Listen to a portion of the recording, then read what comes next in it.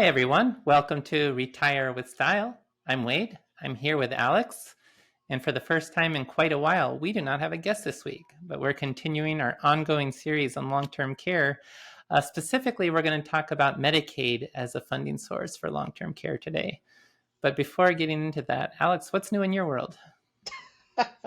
What's new? Searching for guests, waiting for Godot. Now, what's new in my world? Starting to rehab that knee. I've got a big pickleball challenge in the summer with a couple of buddies of mine back home in Miami, Oh, and bets have been made. you need So the I need to be ready. I need to be ready come July.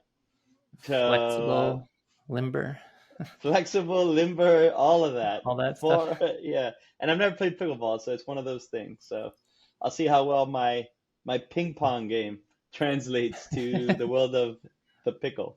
So that should be interesting, man. I think that's it. Oh, and the kids are going to college. Yeah. Well, yep. The twins have selected Virginia Tech. All right. So Yeah. what's a It's one of Hokie? the They are. top 10 financial planning programs. Yeah, they got into one of them did financial planning, the other one was undecided. They really wanted to do finance. I think they were more strategic in what they picked just to be able to get in the school. But no, we're happy for them, and off they go. It should be exciting to see. And anyone from Virginia Tech listening in, give us a holler. I'd love to connect. What else? What else? No, that's it for me. The news is things are coming full circle. As many of you may or may not know, I was a film major, Yes. and Wade, the ever competitor, is now catching up with me on film knowledge, right, Yes. Wade? Alex is always making allusions to classical films that I don't know what he's talking about. So I've been It, trying to dig into illusions or some of the classics. illusions? Illusions or illusions? Allusions. Oh, not a grand illusion. Not illusions, No, allusions. no, the Grand Illusion is Is it's an that a old movie I French. haven't watched Yeah, yet? yeah, it's a French film during World War Ah, II. It's one of the classics, like Grand Illusion, Casablanca. It's not a love story, but it's in that sort of era. I want to say it's Renoir, who I may be mispronouncing it because my Renoir or whatever. But yeah, it's one of the like the American songbook for yes, music. I've It's not started with effectively the one of the French movies. the French auteurs yet. I'm still working my Uh, way through. Well, Renoir is I don't know if he would be considered he's not part of the new wave like Godard and Truffaut and Besson and those guys. He's more a little he precedes them a little bit, It's but more he's old great. school. Yeah, he's more old school, but sort of a well, that was a reference, Grand Illusion. I don't need to get into Yes. it too much, but I saw you had a back and forth. You're name dropping some Japanese movies all of a sudden. Yeah, I've been watching some Japanese films, some American films. I watched Yojimbo and A Fistful of Dollars, so I can now compare and contrast. The A Fistful of Dollars was effectively a un, unapproved remake of Yojimbo, and Yeah, yeah. in A Fistful of Dollars they had guns, so they did have to change a little bit versus just having swords with one pistol in Yojimbo. But You know another one. I like Star Wars, but I'm not this huge craze Star Wars fan or anything like that. But the Green Forest, Kurosawa, that's a remake. Star Wars has effectively follows that sort of storyline. oh Just yeah, and isn't I FYI. watched The Searchers as well, and I believe Look at the you, scene John where John Ford. Wayne comes back to the family homestead is recreated in Star Wars as well. Is it? You speak good Comanche. Yes, and I watched Stagecoach and Casablanca and Rashomon, and I've been watching a bunch of Ozu films. They're pretty neat. Tokyo Story, uh, Yeah, look at you. You're a Late philosopher. Spring, He's not Good just good on Morning. Excel. Wade's a philosopher all of a sudden. I think Ozu, the phrase that they always use is transience through permanence, Oh, where let's say there's please don't come at me hard, but there's these scenes where there's like a bottle like bobbing in the water, and it sort of oh, gives a sense of transience through permanence. The bottle just remains fixed, but it's like in an ocean bobbing. He's mhm. sort of big into that, I believe, but again, I have to brush up. Yeah. My You know, understanding is there's a Buddhist outlook in his films. Yeah, And yeah, there's sometimes a a scene in late spring where it's just a cutaway to a vase on a shelf, and supposedly it's a big mystery what that represents. So yeah, sometimes a cigar is just a cigar. that was always my approach, but it didn't help in high school English where we're supposed to find the symbolic meaning of everything. Yeah, yeah, yeah. I don't know. I mean, he's a good guy, but I think I told you this when we were in Dallas, where at the end of the day, I get the whole philosophical stuff, and you got Ingmar Bergman and people like that, but I also think movies should be entertaining. Sometimes they can be a bore fest, just like reading through it, and you kind of convince yourself, oh, look how great this is, and you're bored out of your mind. And so, there's that. That could be also my ADD, as opposed to the patience, but yeah, that's pretty good. So which one did you appreciate, Yojimbo or Fistful of Dollars? I liked Yojimbo better. And from what I understand, I have to watch the rest of the spaghetti westerns, but apparently they get better. A Fistful of Dollars was more of the trial run to see how things go, and the Sergio subsequent A Few Leone. More Dollars, Good, Bad, the Good, Bad, the Bad, and the I, Ugly. I I I think there's two westerns in that. I would say three in that period. I mean, I did see the old westerns like the John Fords and stuff like that. It's just part of the curriculum. But I kind of dug a lot the Good, the Bad, the Ugly is that's like Lawrence of Arabia, but for the U.S. In my estimation. Lawrence of Arabia is another great film, David Lean. But The Good, the Bad, the Ugly is it's just epic in its and ambitious in what it does, and I thought it was awesome. The other one in that period that I loved is Pale Rider, which is and that has spiritual overtones, and that's one of, if not the first, I don't think it was the first, but it's one of Clint Eastwood's, you know, starting directorial debuts. So I thought that was, really cool. And there's another one that I can't, I'm telling you this. Oh, Macabre and Miss Miller. Just thought of it. That's a Robert Altman film. That's almost like the anti-Western. You should really check that one out. That's it, filmed in the early 70s. I think Elliot Gould is in that. And there's somebody else. I can't place. Oh, Warren Beatty.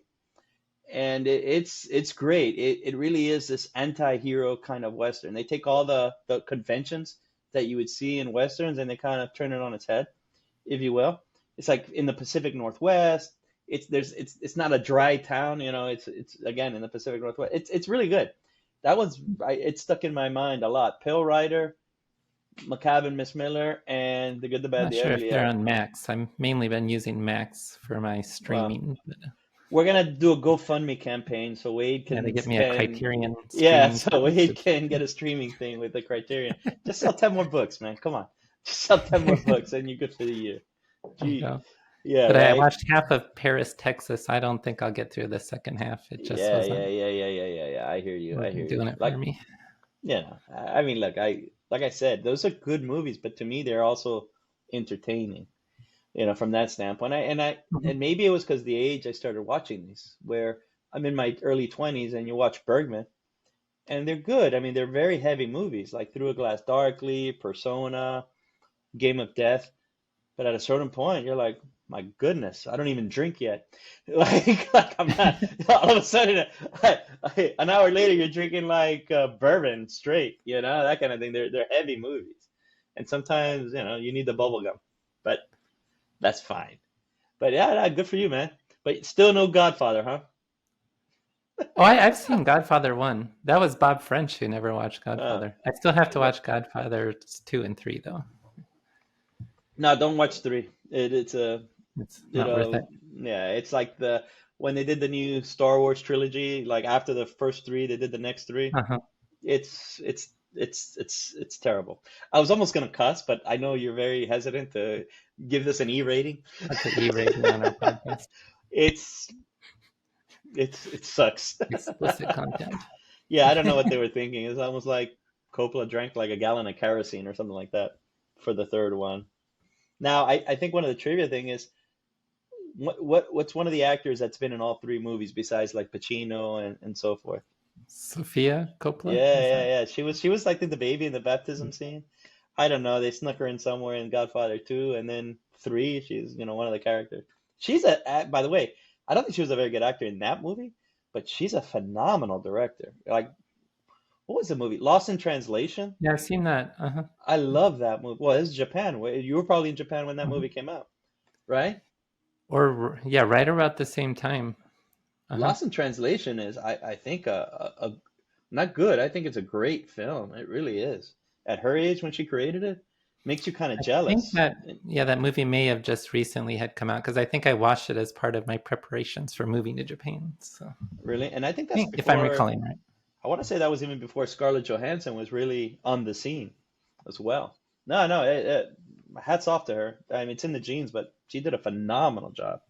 But that's not why we're here, right? Well, there's your film in the 20th century with Wade and Yeah. Al. Well, if you get a sense, right? I can go on and on. I kind of loved it. But Medicaid is the topic at Yeah, hand. Medicaid. Yeah, let's talk about what's that movie? Cocoon. That's that old Yeah, Ron Howard film with like the yeah. octogenarians or whatever. What's his Something like name? that. The Wilford Brimley, right? Yes, He was only maybe like 50 years old at the time or something crazy really, where my he geez. looks like he was much older than he really was, I What we got to believe. do is write a movie about like an adult center, and they somehow are on the balance. They're right there where they're teetering on bankruptcy or not, and they start a taunting.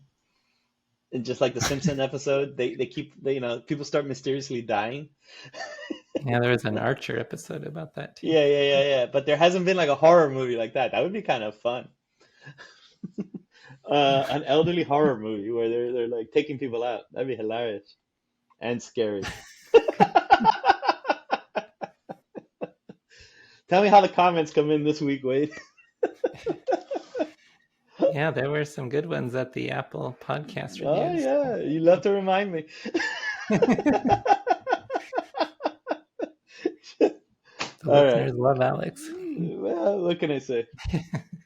They can always they can always just go 10 seconds fast. I was listening to a podcast where they have about 30 to 40 minutes of small talk before getting to the topic at hand. And you just fast forward through that, just for the folks who didn't realize this is possible. Yeah, but the other thing is this. I mean, look, we get tired of just doing like the lectures. You know what I mean? And you can be honest. I mean, and this keeps it fresh for us when Wade and I are just talking. It just does. Otherwise, I think we'd have trouble motivated. We wouldn't be as motivated to just get up there and lecture for 30 minutes on the topic and or have canned questions or stuff like that.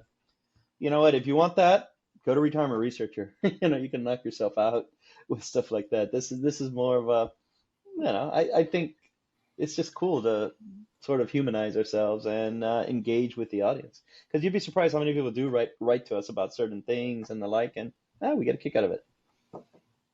Wade, do you Yeah. concur or disagree? Feel free to disagree. I don't care.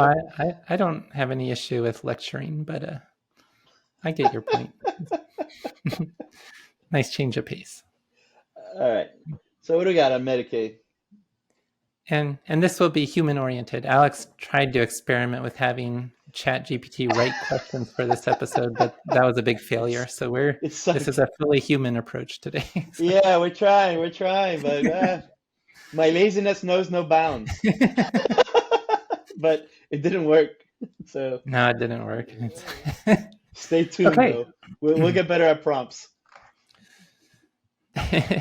But the last few episodes we had were with guests. So you have to go back quite a few weeks, I think, at this point, where we had one of these episodes where it was just us working through the material. We talked about self-funding. There's 4 broad funding strategies: self-funding, Medicaid, traditional long-term care insurance, and then the hybrid insurance policies that combine usually life insurance, sometimes annuities, with long-term care benefits. So we talked about the self-funding. Next on the list is Medicaid. And Medicaid, it is a tough topic to talk about because it's state-based and every state has different rules. So we can't really just say, here are the rules for how Medicaid works for funding long-term care. We can only talk in broad overtures. But yeah, that's the idea that we want to get to today. I'm saying Medicaid, not Medicare, to be clear. Medicare is health insurance for people generally 65 and older. Medicaid is health insurance and long-term care protection for people who are effectively destitute, which is defined differently from state to state. But you have in each state particular income limits, asset limits, and if you're under the limits, you can potentially qualify to have Medicaid pay for your long-term care expenses. Wait, did you mean broad overtures or broad overtones? I don't know which one is right. I don't know either, actually. I just thought it caught my attention. So I was like, oh. I Whenever I have get to a chance pause to and dig at Google you, which is I'm gonna take it, man. I'm gonna take it. probably No, overtones actually. yeah, I think so, but who cares, right? I'm sure I have monstrosities on my thing. One thing I would say about this before we get into it, look, this is very specialized, and so just the fact that we're talking about this, we do need to caveat. Every state is different. There's very specificity items around states and things like that with regards to income, asset base, etc., look back periods. And so I do suggest there are elder law attorneys that specifically focus on this. So this podcast is not a podcast in which you take notes and say, aha, this is what I'm doing. This is the podcast that you listen to and sort of say, let me look into this more. For your individual state. Absolutely. Yeah, in your individual state, because it's just one of those things. So, and there are elder law attorneys, not even a financial advisor. There are elder law attorneys that devote their careers to just this topic. So it's, And this topic is Medicaid planning, which yeah, is Medicaid planning. what you Okay. can do to not be inefficient with your efforts to, if you may potentially qualify for Medicaid at some point. Yeah, and this is actually specific to, I would imagine that folks listening in, it's probably something relevant to parents, their parents, as opposed to themselves right now. And I guess I'm using myself as an example, and we can talk about it as we get into it, but kick it off, man. Okay, yeah. So it is a common funding mechanism. It is generally the last resort option once you have depleted other resources. It is an important option for people who may not have a lot of savings in retirement or who may have a very large long-term care event that depletes their savings. At some point, it will kick in to continue supporting long-term care. It does, again, this is every state's different, but limits on assets, limits on income, rules around medical need of, well, I may have some income, but my large long-term care expenses are so great that I can't really afford them. Well, if you live in a state that's based on being categorically needy, what is the then you then you really have to be no resources. You can't have income over the limit that then is offset by the expenses. But if you're in a state that is more generous with medically needed rules, maybe you have some income, but after you pay for long-term care, you fall below the net income thresholds, and then you can still receive benefits. Yeah, And so there's a couple of, just you said two definitions that I encourage people to look into. There's nuance behind it. Categorically needy and medically needy. Categorically needed is your income and wealth falls below a threshold without considering it's less medical. generous. That's if it would have fallen below the threshold after paying for long-term care, you don't get benefits with the categorically needy. You would get benefits with the medically needy. It's more generous. Okay, there you are. And then, what are some basic qualifications for Medicaid, just as a general level? What are the kind of like the the three-legged stool that they kind of look at? The income limits, the asset limits, and then the rules around the medical qualifications. Okay. That's the answer you're looking for? Yeah. Yes, you passed. Great. See? Why did I need ChatGPT? Look at you. Yeah, I Look think at that was you. one on your Chat GPT list. Was it? Maybe. I don't remember now. All right. Um, Now, when it comes to assets, there are countable assets and there are non-countable assets. And so part of the whole idea of, well, Medicaid planning is the term for, can I reposition my assets to qualify for Medicaid to pay for long-term care without necessarily just spending down all my assets, so to speak. It can have a bad reputation. There's philosophical disagreements on the idea. But at the end of the day, too, I think people who may be able to pay their own way for long-term care may not really want to qualify for Medicaid because the level of service through Medicaid could be a lot less than if someone can self-pay for their long-term care needs. But Medicaid planning is about making sure the assets that you have are shifted from countable categories to non-countable categories.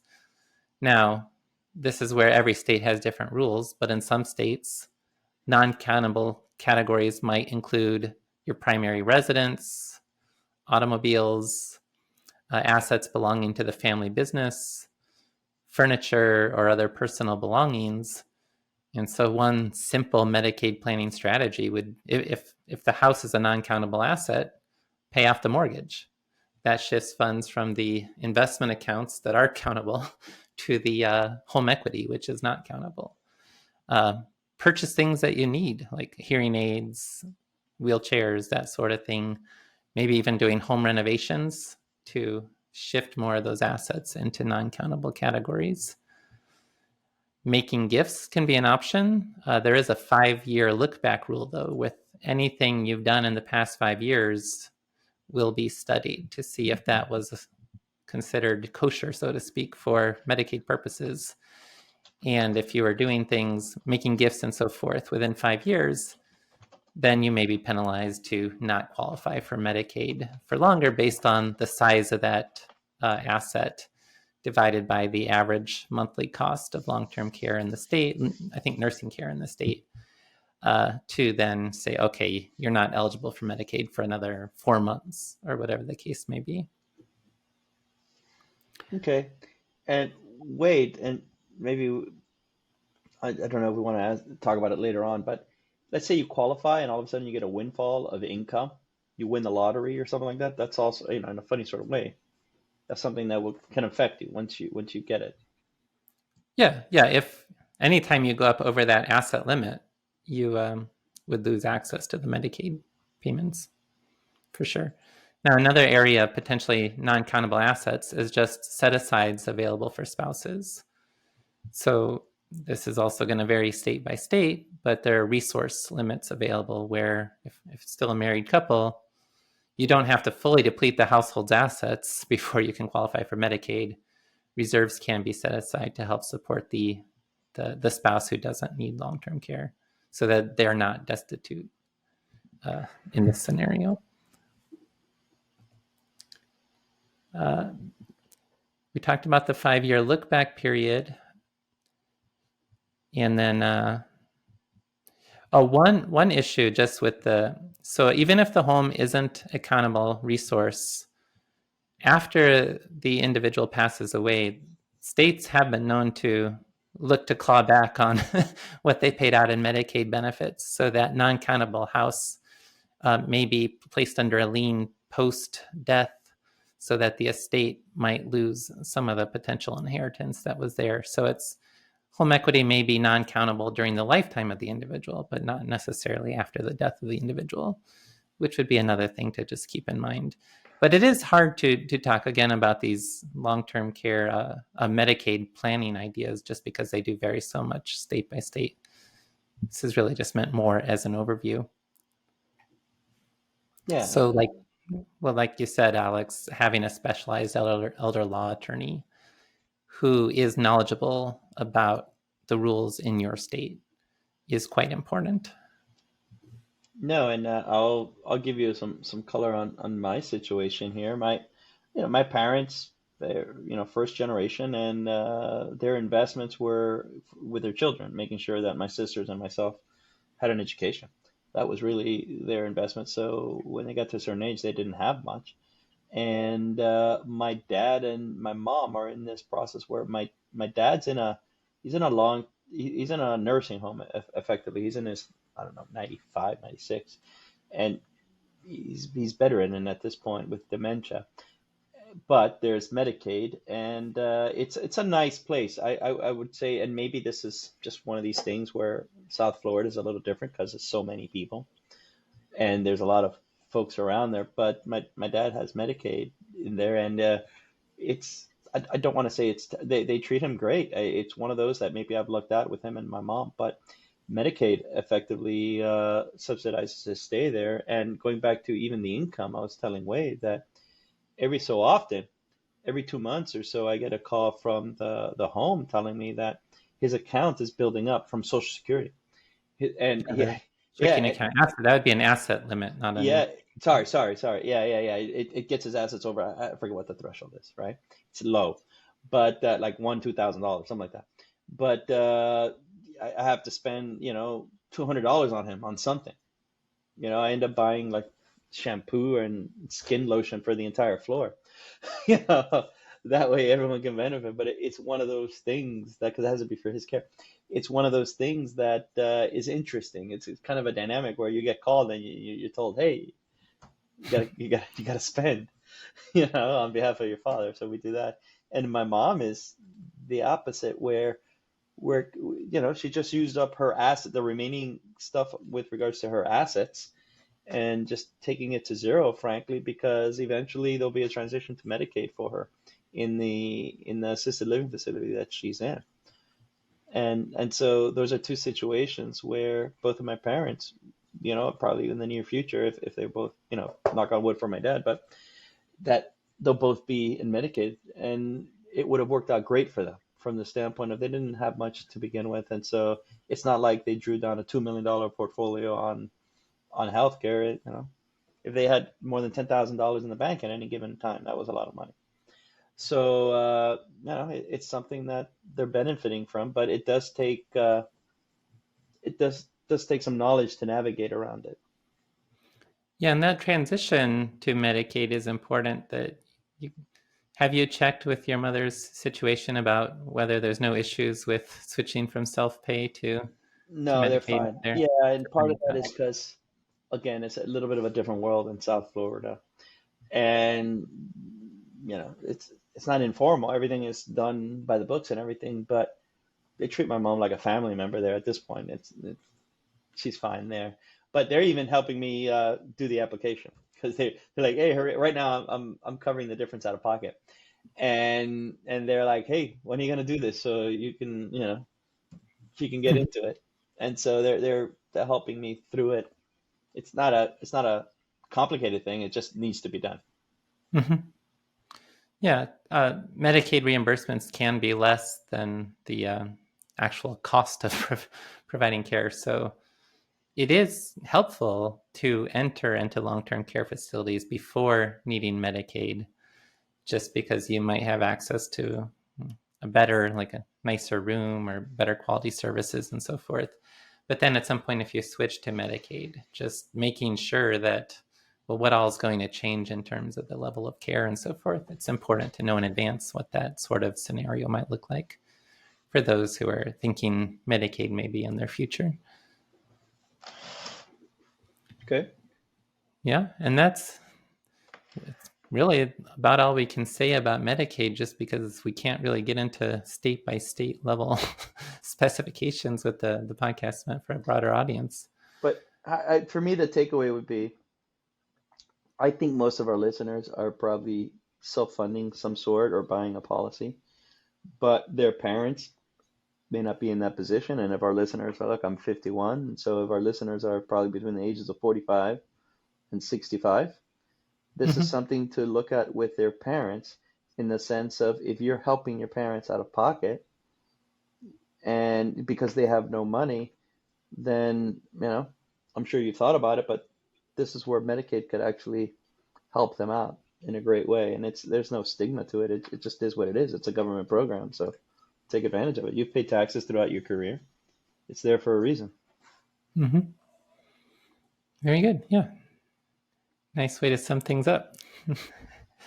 So thanks everyone for listening today, and we'll continue in the next episode to talk more in depth about long-term care insurance, both the traditional and hybrid policies. And then that really is going to complete the arc on specific funding mechanisms, though I do think we'll have another episode too talking about all the different features of long-term care, like things to understand: what's the waiting period, what's the total benefit pool, what's the inflation adjustment. things like that. That will require an extra episode as well. So we'll keep moving forward with our long-term care arc. Thank you all for listening, and we'll catch you next time on Retire with Style. Thank you, everyone.